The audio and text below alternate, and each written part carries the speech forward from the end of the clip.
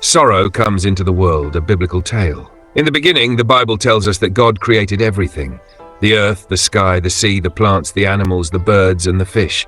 Everything was perfect, except for one thing that would later bring sorrow into the world.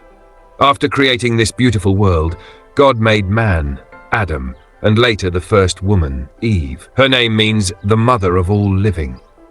God placed Adam and Eve in a paradise, a beautiful garden filled with everything they needed to live happily and without harm. There was, however, one rule. God told Adam, "You may freely eat from every tree in the garden, but not from the tree of the knowledge of good and evil. The day you eat from it, you shall surely die."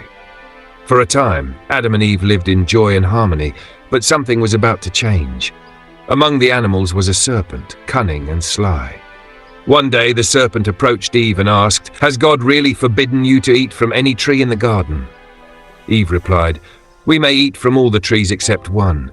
God said we must not eat or touch it, or we will die." The serpent whispered, "You won't really die. Eating it will open your eyes, and you'll be like God, knowing good and evil." Tempted by the serpent's words, Eve looked at the fruit. It was beautiful and ripe. She took it and ate, then gave some to Adam, who also ate. In that moment, everything changed. Adam and Eve realized they were no longer innocent. They felt shame and guilt, and for the first time, they hid from God. When God called to Adam, "Where are you?" Adam confessed, "I was afraid and hid myself." God confronted them, asking if they had eaten the forbidden fruit. Adam blamed Eve, and Eve blamed the serpent, but no excuses could undo what had happened. God declared, "The earth is cursed because of your sin. You will toil and labor for your food. Life will now be full of struggle and sorrow." Adam and Eve were banished from their beautiful garden home. An angel with a flaming sword guarded the entrance, ensuring they could never return.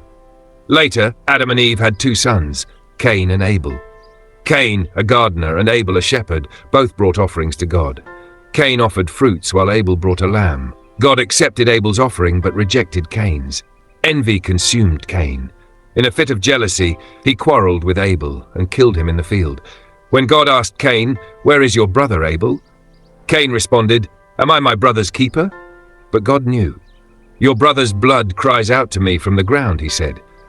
Cain's guilt marked him, and he was condemned to wander the earth, carrying the weight of his sin.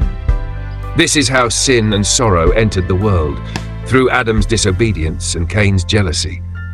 But the Bible is not just a story of loss and suffering. It's a story of hope, redemption, and the possibility of overcoming sin and sorrow.